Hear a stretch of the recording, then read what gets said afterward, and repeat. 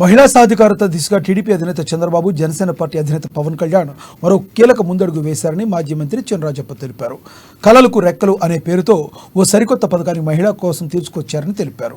ఆంధ్రప్రదేశ్లో ఏ ఆడబిడ్డ కూడా చదువుకు సంబంధించి డబ్బుతో కొరతతో ఇంటికి పరిమితం కాకూడదనే ఆలోచనతో నూతన పథకాన్ని తీసుకువచ్చారని ఆయన తెలిపారు.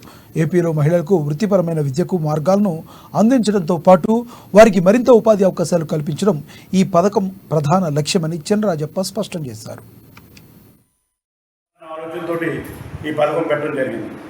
ఈ పథకం